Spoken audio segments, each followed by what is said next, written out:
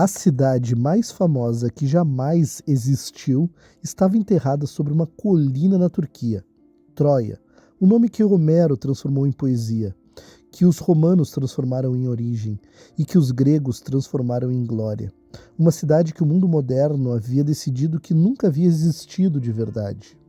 Então um homem apareceu, sem diploma universitário, sem formação em arqueologia, sem credencial científica de qualquer tipo. Ele havia lido a Ilíada pela primeira vez aos 7 anos de idade, na Alemanha, numa noite de inverno, num livro ilustrado que o pai lhe dera. E naquela noite, olhando para o desenho de Troia em chamas, ele fez uma promessa. 40 anos depois, esse homem estava de joelhos numa escavação na Anatólia, com as mãos no barro, segurando o ouro. O nome dele era Heinrich Schliemann, e a história dele é mais estranha, mais obstinada e mais contraditória do que qualquer mito que ele jamais leu. Johann Ludwig Heinrich Julius Schliemann nasceu em 6 de janeiro de 1822, em Nelbukal, na Pomerânia, uma região alemã de planícies frias e agricultores sérios. Seu pai era um pastor luterano de gostos literários modestos.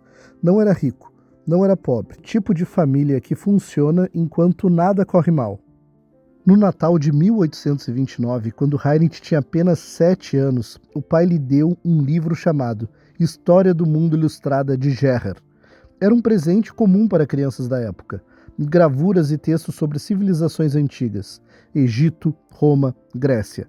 E ali, numa das páginas, havia um desenho de Troia em chamas, Enéas escapando com o filho no ombro e o pai nas costas, enquanto as muralhas desabavam atrás dele, e que ficou imóvel olhando para o desenho por um longo tempo. Depois perguntou ao pai, se as chamas eram tão grandes, tem que ter sobrado alguma coisa debaixo da terra, não tem? O pai respondeu que Troia era uma lenda, que Homero havia inventado a história, que não havia nenhuma cidade, nenhuma muralha, nenhuma cinza. Heinrich considerou isso por um momento. Então disse, quando eu crescer, eu vou encontrar Troia. O pai sorriu. Era o tipo de coisa que uma criança diz. Ele não guardou a promessa. Heinrich sim. A vida, como de costume, não leu o roteiro. Quando Heinrich tinha 9 anos, o pai foi acusado de desvio de dinheiro da paróquia e perdeu seu emprego. A família desmoronou rapidamente. A mãe morreu quando ele tinha 11 anos. O pai se casou de novo. A família se dispersou. Heinrich foi morar com o tio. Aos 14 anos, com o sonho de Troia intacto e nenhum recurso para sustentá-lo, ele teve que abandonar a escola. Começou como aprendiz de merceeiro numa cidade chamada Fürstenberg. Por 5 anos, das 5 da manhã à meia-noite, carregou barris, vendeu queijo, abriu caixas de vinho. As mãos rachavam no inverno. O salário mal dava para a roupa. Em algum momento desses 5 anos, ele simplesmente parou de falar sobre Troia. Não porque havia desistido, mas porque havia aprendido que certas coisas não se falam. Você aguarda e depois segue. Em 1841, um homem entrou na mercearia bêbado e começou a reclamar versos em grego antigo. Era um moleiro chamado Hermann, filho de um pastor, e que havia sido bom aluno antes de beber a vida inteira. Não entendia mais o que dizia, mas havia memorizado centenas de versos da Ilíada. Heinrich ficou paralisado. Nunca havia ouvido grego. Não entendia uma única palavra. Mas o som das palavras, a música delas, o ritmo dos versos, fez alguma coisa que ele não conseguia explicar. Pagou 3 cervejas para o homem continuar declamando. Naquela noite, ao fechar a loja, Heinrich chorou. Meses depois, adoeceu gravemente e precisou deixar o emprego. Tentou embarcar para a Venezuela em busca de uma nova vida. O navio naufragou numa tempestade no Mar do Norte. Ele agarrou um barril e flutuou. Quando chegou à costa, havia chegado na Holanda. Amsterdã, então. Por acaso ou por destino. A vida de Heinrich funcionava assim. Naufrágio primeiro, destino depois. Em Amsterdã, Schliemann arranjou um trabalho numa empresa de comércio como contínuo, o equivalente oitocentista do estagiário que faz tudo. Carregava cartas, copiava documentos, entregava pacotes. O salário era mínimo, mas a oportunidade ele percebeu que era outra. A empresa trabalhava com clientes em vários países. Quem falasse idiomas avançava. Quem não falasse, copiava documentos para sempre. Schliemann desenvolveu um método próprio para aprender línguas, e o método era brutal na sua simplicidade. Ler em voz alta, o tempo todo, até internalizar o ritmo e o som do idioma. Nunca traduzir, resistir à tentação de procurar o equivalente na língua que já sabe. Escrever textos sobre temas interessantes e encontrar alguém nativo para corrigir. Repetir até o idioma entrar no corpo, não só na cabeça. Em 2 anos aprendeu inglês, francês, holandês, espanhol, italiano e português. A empresa o promoveu. Em 1846, com 24 anos, foi enviado como representante para São Petersburgo. A Rússia aprendeu russo em 6 semanas. Abriu sua própria empresa de importação. Tornou-se fornecedor de índigo para uma indústria têxtil russa.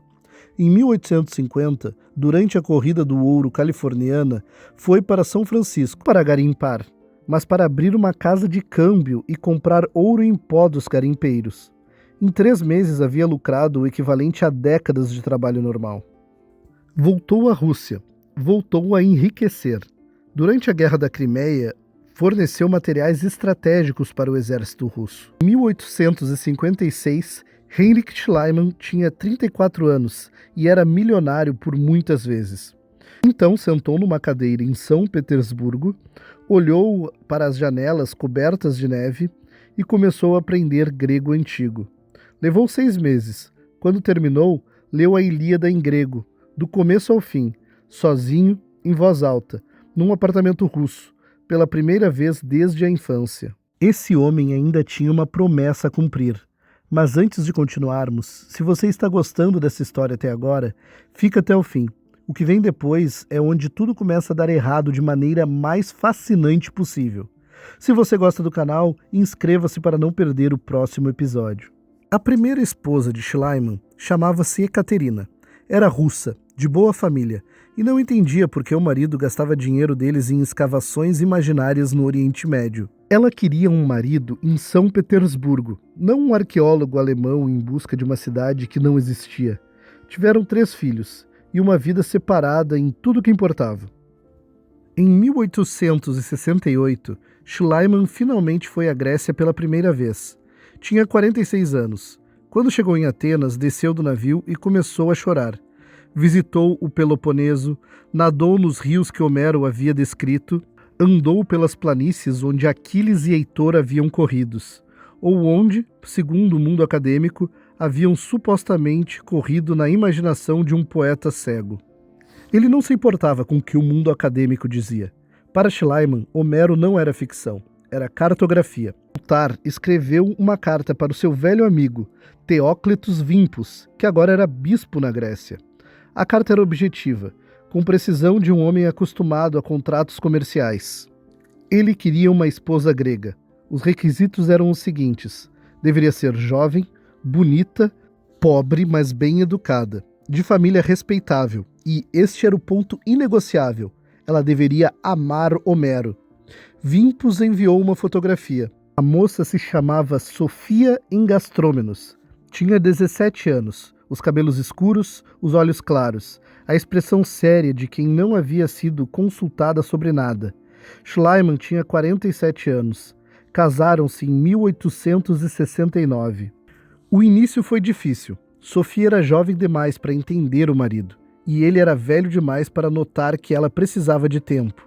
Mas Schliemann a ensinou grego antigo como havia ensinado a si mesmo, em voz alta, sem tradução, relendo Homero uma e outra vez.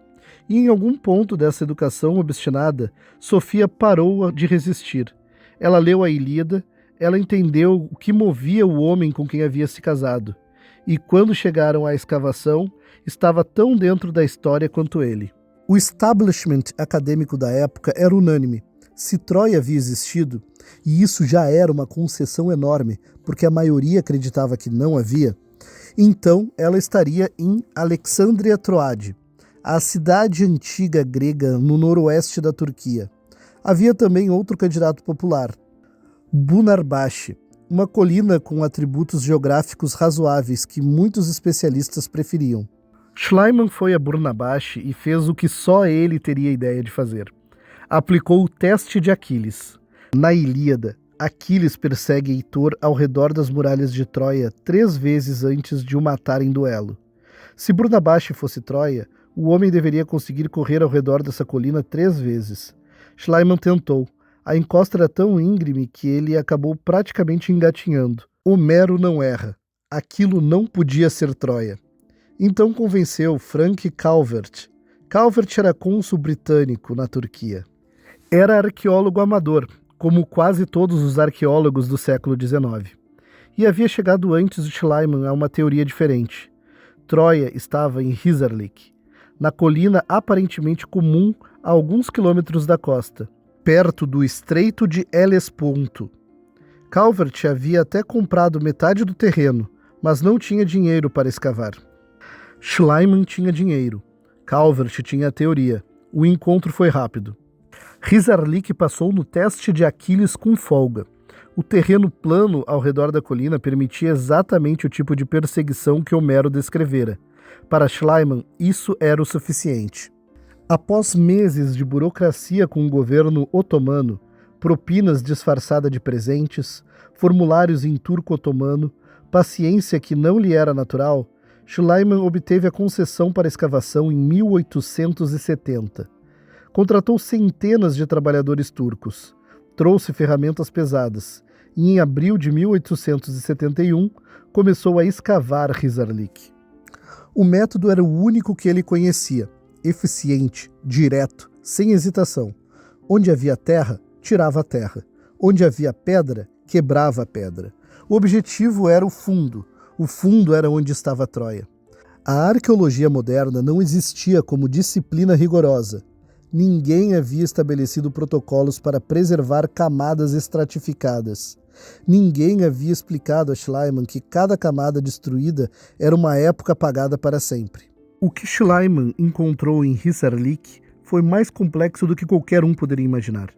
A colina não era uma ruína, era um arquivo, camada sobre camada de cidades construídas, destruídas, reconstruídas, uma sobre a outra durante milênios. Os arqueólogos modernos identificaram 9 níveis principais, chamados de Troia 1 até Troia 9, cada um com as suas subdivisões. A mais antiga, datava de 3000 a.C. Já a Troia 9, que é a mais recente, era greco-romana. Em algum momento desse empilhamento de civilizações estava a Troia de Príamo, de Heitor, de Aquiles. Provavelmente a Troia 6 ou a Troia 7, datando de aproximadamente 1200 a.C. Schliemann não sabia disso, ou sabia e não queria saber. Ele estava convicto que a Troia deveria estar na camada mais profunda, porque a Ilíada descrevia uma cidade antiga, então cavou direto para baixo, com pás, picaretas e dinamite.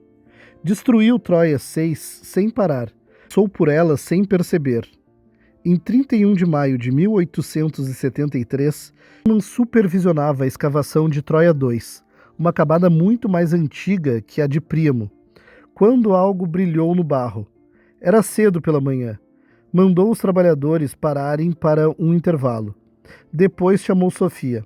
Os dois sozinhos, às pressas, com as mãos no barro, foram retirando o que estava ali. Havia ouro, muito ouro. Diademas, colares, brincos, pulseiras, cálices de prata, lanças de bronze, um diadema com mais de 17.000 pequenas peças de ouros intrinsecamente trabalhadas. Sofia tirou o lenço da cabeça e carregou tudo embrulhado no tecido até o barraco de ferramentas. Schliemann telegrafou para o mundo: encontrei o tesouro de Príamo. Só havia um problema com essa versão da história. Sofia não deveria estar lá. Pelo que se sabe, ela havia deixado a escavação no início de maio. O pai havia morrido e ela precisava voltar a Atenas para o funeral. O tesouro foi encontrado no fim de maio. A cena da mulher corajosa carregando ouro em um lenço provavelmente era ficção.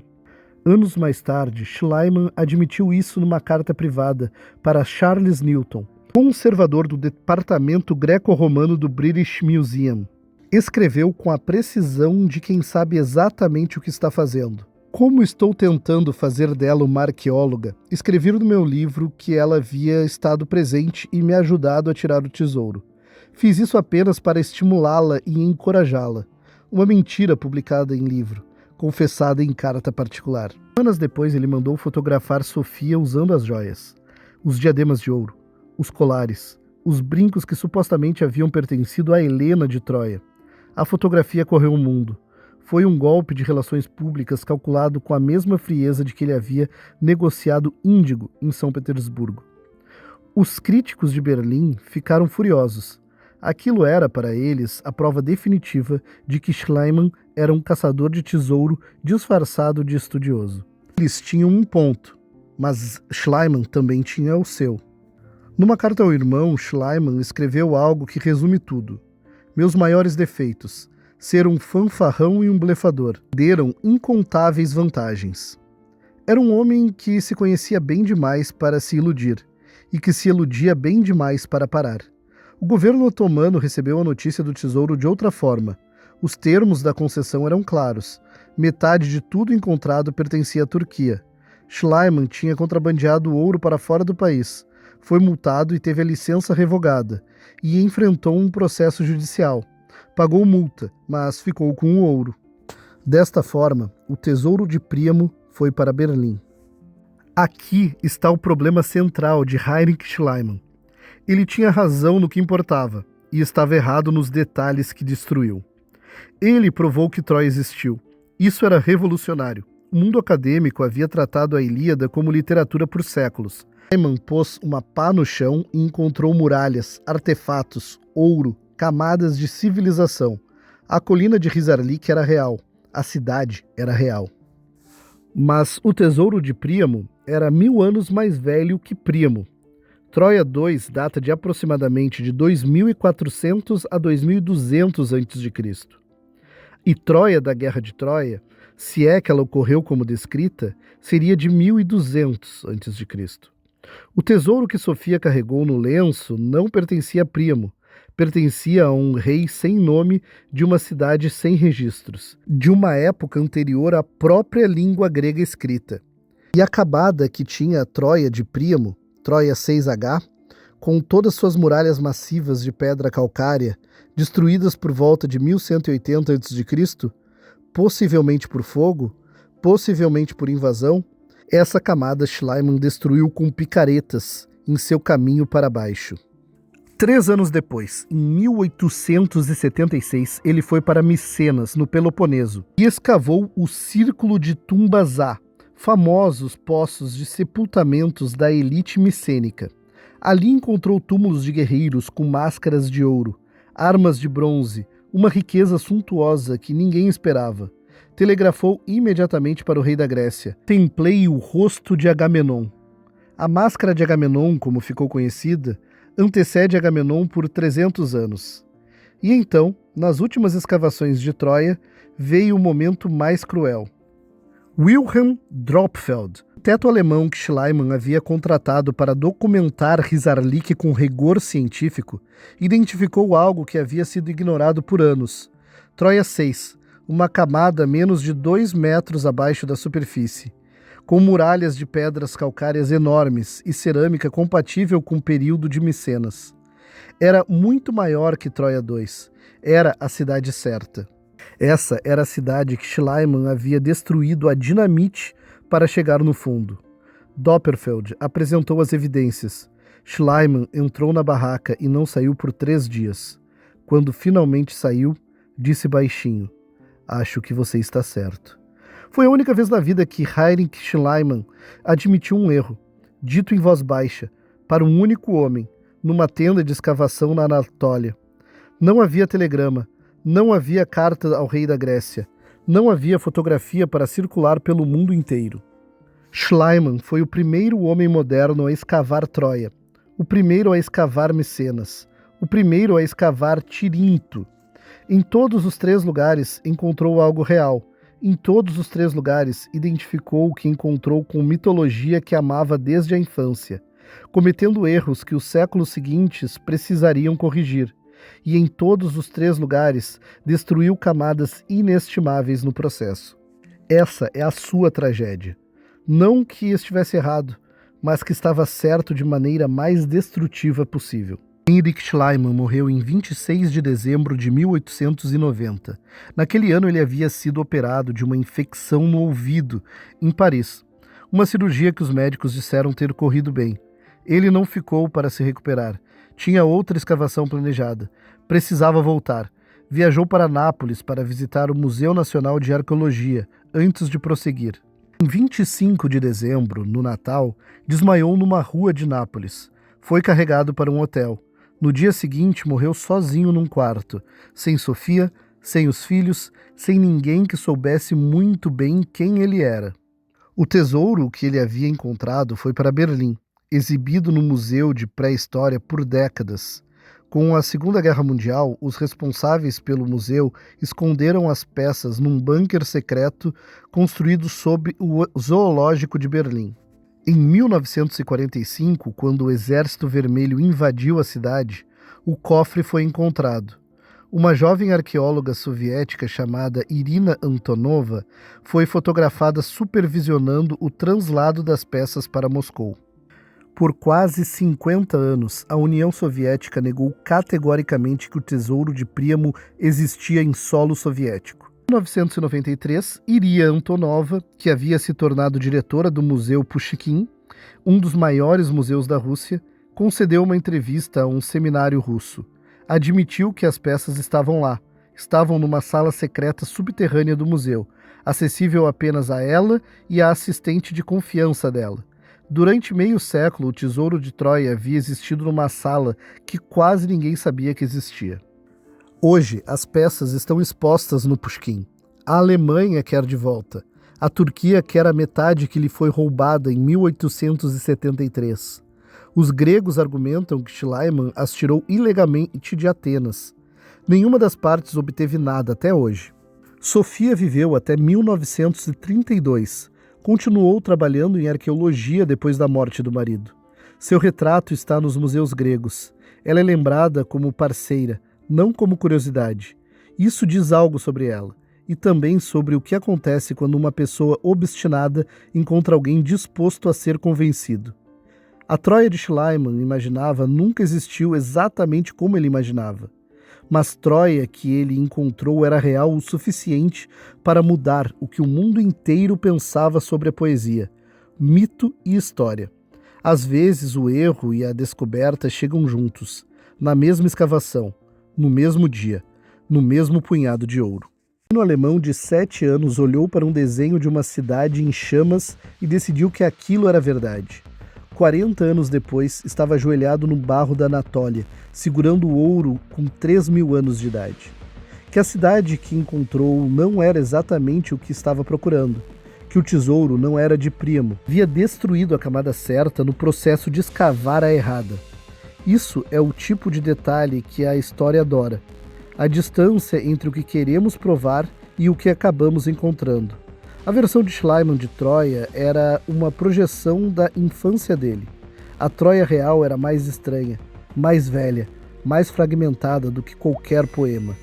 Mas estava lá, era real, e isso ninguém pode negar. A história ressoa perfeitamente com a tragédia grega. Um homem obstinado, que em seu caminho acaba destruindo aquilo que sempre procurou.